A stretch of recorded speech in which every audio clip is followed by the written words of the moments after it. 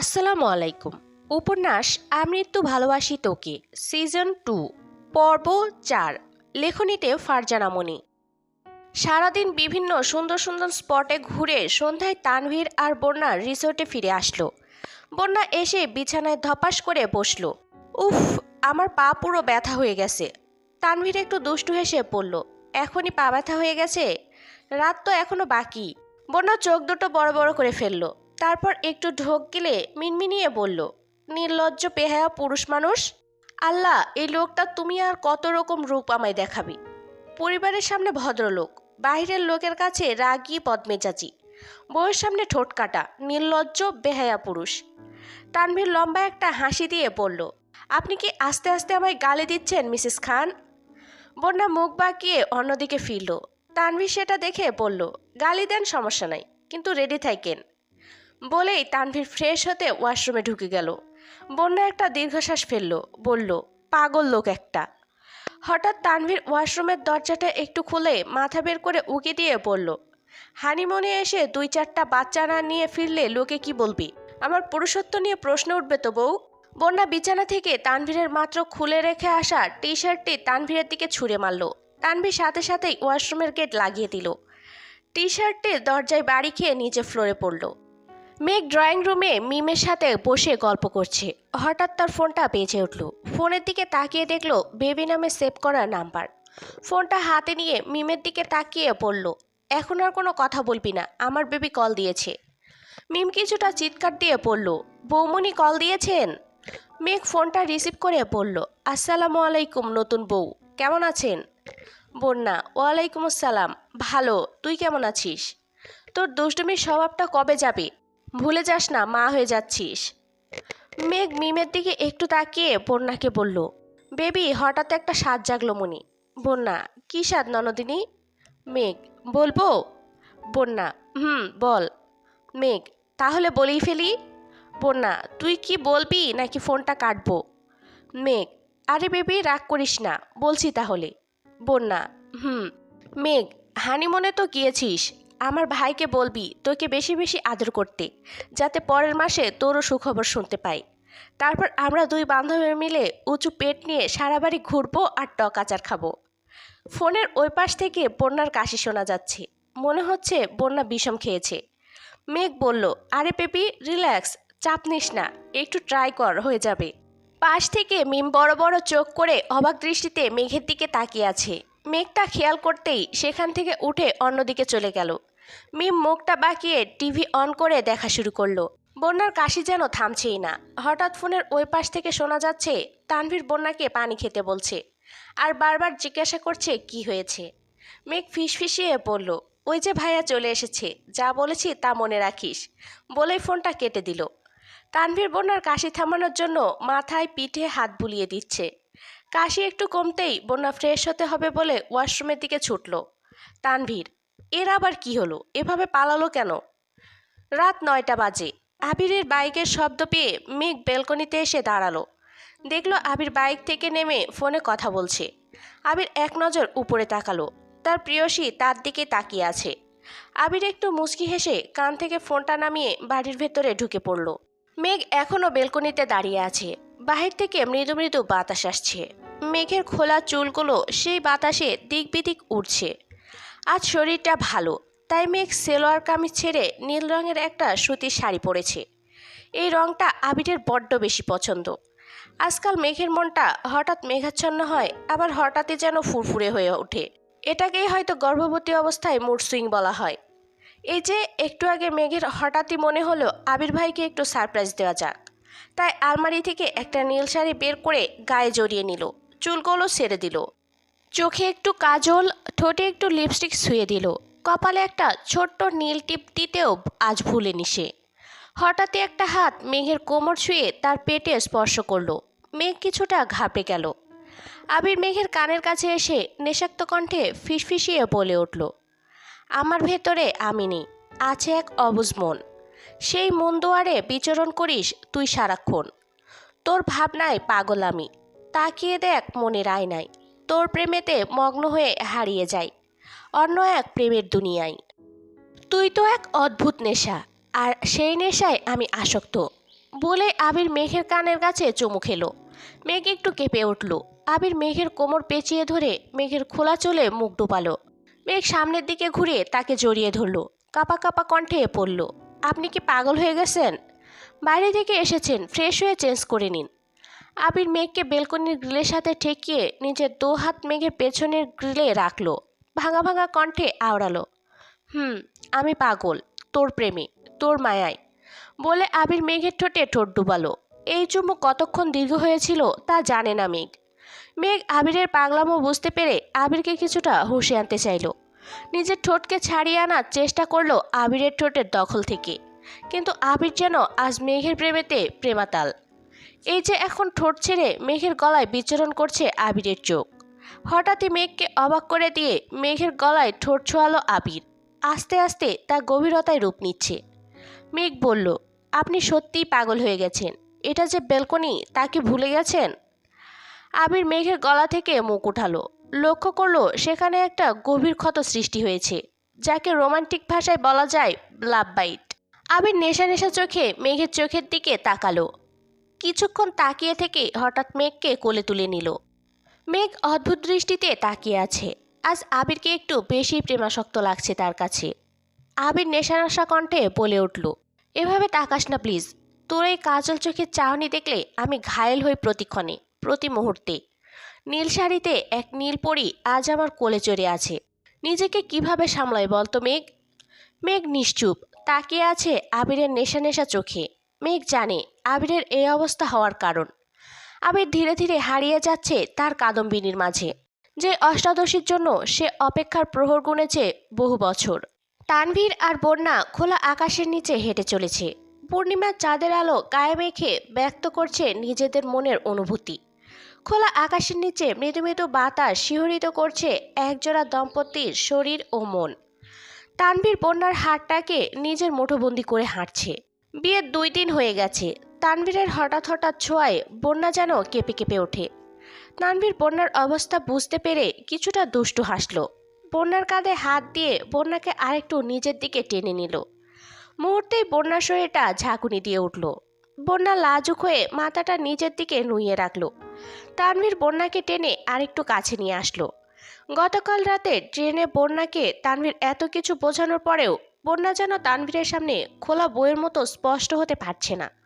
বন্যা অনেকটা ইতস্তত বোধ করছে। তানভীর বলল, বন্যা প্লিজ, এবার তো একটু স্বাভাবিক হও। দূরের আকাশের দিকে তানভীর আঙুল দিয়ে ইশারা করে পড়ল, দেখো আকাশে কত সুন্দর চাঁদ, তাও সেটা তোমার থেকে কম। বন্যা কিছুটা লাজুক হাসলো। বন্যার মুখে হাসি দেখে তানভীর নিজেও হেসে দিল। বলল, অবশেষে মহারানীর মুখে হাসি ফুটেছে। দুজন হাঁটতে হাঁটতে আবার রিসোর্টের রুমের দিকে ফিরে আসলো।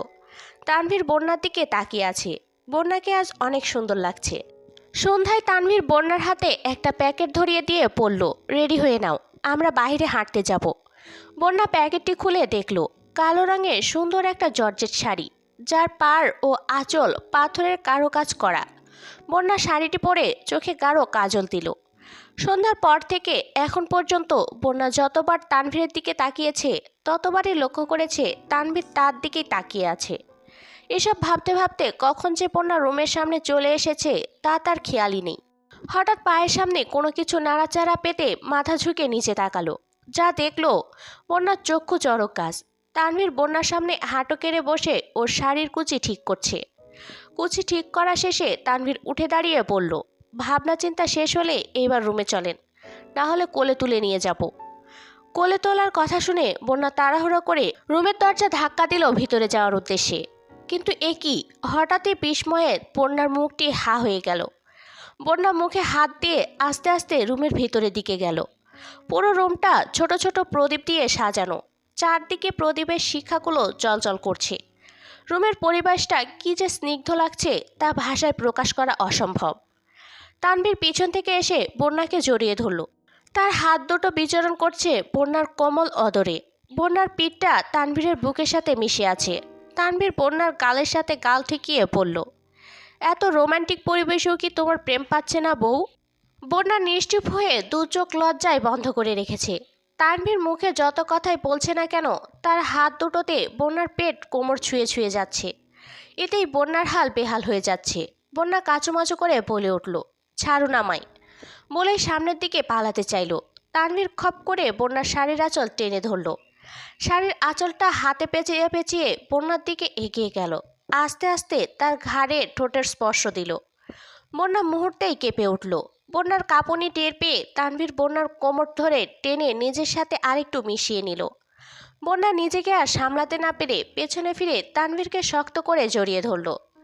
তানভীর ঠোঁটের কোণে দুষ্টু হাসি টেনে ফিসফিসিয়ে পড়ল, জান, এত সুন্দর লাগছে তোমাকে। আমি তানভীর নিজেকে সামলাতে ব্যর্থ।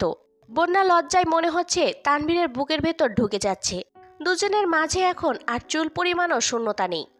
হঠাৎই তানভীর বন্যাকে কুলে তুলে নিল। কোলে রেখেই বন্যার কপালে, গালে, গলায় তানভীর ঠোঁট ছুঁয়ে ছুঁয়ে দিচ্ছে। বন্যা ও তানভীরের গলা শক্ত করে জড়িয়ে ধরে রেখেছে। তানভীর বন্যার ঠোঁট দুটো নিজের দখলে নিতেই বন্যা আবেশে চোখ বন্ধ করে নিল। সময় চলছে তার নিজ গতিতে। দেখতে দেখতেই তানভীরের ছুটি ফুরিয়ে এলো। গতকাল রাতে তানভীর আর বন্যা বান্দরবান থেকে ফিরে এসেছে। এখন সকাল 8টা বাজে। খানবাড়ির প্রতিটি সদস্য খাবার টেবিলে উপস্থিত। মালিহা খান, হালিমা খান ও আকলিমা খান সবাইকে খাবার পরিবেশন করে দিচ্ছে। বন্যাও সাথে টুকটাক সাহায্য করছে। মেঘও হাতে হাতে সাহায্য করতে চেয়েছিল, কিন্তু বন্যাকে জোর করে নাস্তার টেবিলে আবিরের পাশে বসিয়ে দিল। আজ থেকে তানভীরের অফিস খোলা, তাই তানভীরও অফিসের জন্য একেবারে রেডি হয়ে নিচে নেমেছে। আলী আহমেদ খান, মোজাম্মেল খান ও ইকবাল খান টুকটাক ব্যবসার আলোচনা করছে আর খাচ্ছে। আবির বারবার আর চোখে লক্ষ্য রাখছে মেঘ ঠিকমতো খাচ্ছে কিনা, যা মেঘের চোখের আড়াল হতে পারল না। মেঘ বুঝতে পড়ে মনে না চাওয়া সত্ত্বেও পুরো খাবারটা শেষ করার চেষ্টা করছে, কারণ সে জানে এখন যদি সে পুরো খাবারটা শেষ না করে তাহলে আবির রাগ করে নাস্তা না খেয়ে অফিসে চলে যাবে। মিমের আজ কলেজ আছে, তাই সেও রেডি হয়ে নিচে নেমেছে। বন্যা সবাইকে খাবার দেওয়ার সময় খেয়াল করলো মিম আর আদি চোখের ইশারায় ঝগড়া করছে। বন্যা ওদের কাছে গিয়ে ফিসফিসিয়ে ঝগড়া বন্ধ করে খেয়ে নিতে বলল। এখানে সকল বয়োজ্যেষ্ঠরা আছে। বন্যার নিষেধাজ্ঞা শুনে দুজনেই শান্ত হয়ে খাওয়া শুরু করলো। হঠাৎই ইকবাল খান আবিরের উদ্দেশ্যে বলে উঠল, আবির, ড্রাইভার আজকে অসুস্থ, তাই ছুটি নিয়েছে। তুই কি একটু মিম আদিকে তাদের স্কুল আর কলেজে পৌঁছে দিবি? আজ অফিসে একটু লেট করে গেলেও সমস্যা নেই, আমি সব সামলে নেব। আবির, ইটস ওকে চাচ্চু, এত ফর্মালিটি কেন করছো? আমি অফিসে যাওয়ার সময় ওদের নামিয়ে দিয়ে যাব। ইকবাল খান, তাহলে আজ বাইক নিস না, গাড়ি নিয়ে অফিসে যাস। আবির, ঠিক আছে চাচ্চু। বলেই আবির বেসিংয়ে হাত ধুতে চলে গেল। আস্তে আস্তে তানভীর, আলী আহমেদ খান, মোজাম্মেল খান, ইকবাল খান, আবির, মিম ও আদি সবাই চলে গেল। বাড়িতে এখন শুধু মেঘ, বন্যা, মালিহা খান, হালিমা খান, আকলিমা খান ও দুজন হেল্পিং হ্যান্ড। বন্যা আর মেঘ বান্দরবনের গল্প করায় ব্যস্ত। বেলা যখন 11টার কাটায় বাড়িতে মেহমান এসেছে শুনেই মেঘ তড়িহড়ি করে সিঁড়ি দিয়ে নিচে নামছে। তা দেখে হালিমা খান চিৎকার করে বলে উঠল, মেঘ, আস্তে। মায়ের চিৎকার শুনে মেঘ থেমে গেল। আস্তে আস্তে নিচে নেমে আসলো। এসে দেখলো সোফায় মাহমুদা খান ও আরিফ বসে আছে। হালিমা খান মেয়েকে ধমকে সুরে বলল, কিরে মেঘ, তোর জ্ঞান বুদ্ধি কবে হবে? তোকে কতবার বলি সিঁড়ি দিয়ে তাড়াহুড়ো করে নামবি না, আস্তে ধীরে নামবি। তুই কোনো কথাই শুনছিস না। এবার মনে হয় আবিরকে জানাতেই হবে। মেঘ আবিরের কথা শুনে কিছুটা চুপসে গেল। কাঁদো কাঁদো কণ্ঠে বলল, আম্মু, তুমিও আমায় আবির ভাইয়ের কথা বলে থ্রেট দিচ্ছ? মাহমুদা খান ভাতিজিকে কাছে টেনে সোফায় বসিয়ে আহ্লাদি কণ্ঠে বলল, ভাবি, আমার ভাতিজিকে একটুও বকবে না, তাহলে ভাইয়াকে বলে তোমাকে বাপের বাড়ি পাঠানোর ব্যবস্থা করব। মাহমুদা খান মেঘকে খুব করে বোঝালো, এই সময় একটু বুঝে শুনে চলাফেরা করতে হয়। মেঘ সব বুঝেছে এমন ভাব করে বলল, ঠিক আছে ঠিক আছে। বলেই মাহমুদা খানের কাঁধে মাথা রাখলো। মাহমুদা খান মেঘের মাথায় হাত বুলিয়ে দিচ্ছে। বন্যাও পাশে এসে বসে ভালো মন্দ জিজ্ঞাসা করছে। মাহমুদা খানকে পাশে পেয়ে যেন বাড়ির মহিলারা সকলে আড্ডায় আসর জমিয়ে বসেছে। সব মেয়েদের মাঝে আরিফ বসে বসে বোরিং ফিল করছিল, তাই সে উঠে ছাদের দিকে যাচ্ছে আর মনে মনে ভাবছে, মিম কই, তাকে কোথাও দেখতে পাচ্ছে না তো। সিঁড়িতে 2 কদম উঠেই হঠাৎ মালিহা খানকে আরিফ বলে উঠল, বড় মামি, আদি কি বাড়িতে নেই? মালিহা খান একটু হেসে জবাব দিল, না বাবা, মিম আর আদি তাদের নিজ নিজ শিক্ষা প্রতিষ্ঠানে গেছে। আরিফ সবাইকে শান্তভাবে এক নজর দেখে ছাদে চলে গেল। মাহমুদা খান মালিহা খানের উদ্দেশ্যে বলে উঠল, ভাবি, আমি কিন্তু আজ অন্য এক কারণে এসেছি। মালিয়া খান জিজ্ঞাসা দৃষ্টিতে তাকালো। তখনই মাহমুদা খান বলল, ভাবি, আগামী শুক্রবার তোমাদের সবাইকে আমার বাড়িতে দাওয়াত। আর মেঘ, বন্যা, মিমকে আমি আজকেই আমার সাথে নিয়ে যাব। প্লিজ তুমি কোনো আপত্তি করো না। মালিয়া খান, হালিমা খান ও আকলিমা খান মাহমুদা খানের দিকে স্থির দৃষ্টিতে তাকালো। মালিহা খান বলল, দেখো বোন, তোমার ভাইজানেরা এখন বাড়িতে নেই। আমি একা তো কোনো সিদ্ধান্ত নিতে পারবো না। আর রইল কথা মেঘ, বন্যা, মিমের। আমার যতদূর মনে হয় আবির মেঘকে এই সময় কিছুতেই একা ছাড়বে না। বলেই মালিয়া খান থামলো। মাহমুদা খান মুখে হাসি টেনে পড়ল, আবিরের সাথে আমি কথা বলে নেব। প্রয়োজনে আবির সেখান থেকে কয়েকটা দিন অফিসে যাবে। হঠাৎই মেঘের ফোনে কল বেজে উঠল। সবার ধ্যানমগ্ন হয়ে দৃষ্টি গেল মেঘের ফোনের দিকে। দেখলো আবির কল দিয়েছে।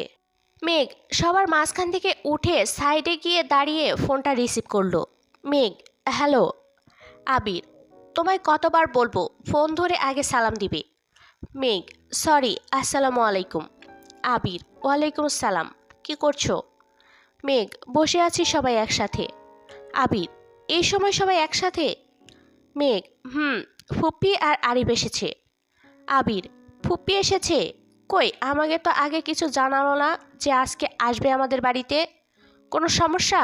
আমি কি আসবো?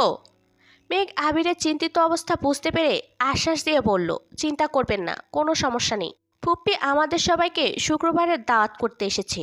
ফুপ্পি চায় আমি, বন্যা আর মিম আজকেই তার সাথে চলে যাই। কথাটা শুনে আবির কিছুক্ষণ চুপ করে থেকে পড়ল। আম্মু কি বলেছে? মেঘ বলল, বড় আম্মু বলেছে আপনি আমাকে এই সময় একা ছাড়বেন না। আবির, ও আচ্ছা। ফুপিকে বলো বিকেলে বাড়ি ফিরতে, আমি তাড়াতাড়ি অফিস থেকে চলে আসব। আর আরিফকে বলবে দুপুরে মিমকে যেন তার কলেজ থেকে আনতে যায়। ড্রাইভার আঙ্কেল বিকেলেও আসবে না। আর আমি যেহেতু একেবারে ফিরবো, তাই দুপুরে আর বের হতে পারছি না। মেঘ, ঠিক আছে। আবির একটু তাড়াহুড়ো করে বলল, শোনো। মেঘ, আবির, শরীর ঠিক আছে এখন? মেঘ, আবির, আচ্ছা ঠিক আছে, আমি রাখছি। মেঘ, মেঘ ফোনটা কেটে মাহমুদা খানের কাছে গিয়ে বসে বলল, ফুপ্পি, আবির ভাই বলেছে তোমাকে সন্ধ্যার দিকে বাড়ি ফিরতে।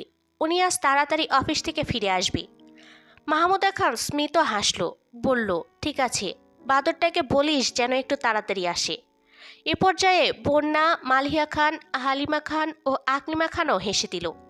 মেঘ মাথা নাড়িয়ে সম্মতি জানালো। আরিফ সিঁড়ি দিয়ে নিচের দিকে নামছে। তাকে দেখেই মেঘের আবিরের বলা কথাটা মনে পড়ল। মেঘ বসা থেকে উঠে আরিফের দিকে তাকিয়ে বলল, আরিফ, তুমি একটু কষ্ট করে মিমকে কলেজ থেকে আনতে যাবে? ড্রাইভার আঙ্কেল অসুস্থ, তোমার ভাইয়া একটু ব্যস্ত আছে, তাই দুপুরে যেতে পারবে না। আরিফ ঠোঁটের কোণে হাসির রেখা টেনে বলল, ঠিক আছে ভাবি, আমি যাব। আরিফ যে মনে মনে কতটা খুশি হয়েছে তা হয়তো মেঘের অজানাই রয়ে গেল। আরিফের মুখে ফুটে উঠল এক রহস্যময় হাসি। ইতিমধ্যেই বাড়ির মেয়েরা তাদের সবার সামনে চা নাস্তা দিয়ে গেছে। চা খেতে খেতে আড্ডা বেশ জমেছে। তাই মালিহা খান রান্নাঘরের সকল দায়িত্ব মেয়েদের বুঝিয়ে দিয়ে বলল, শোনো, যে যা খাবে বলে দিয়েছি, সে অনুযায়ী রান্না করো। আর আবিরের আব্বুর রান্না আমি একটু পরে এসে করব।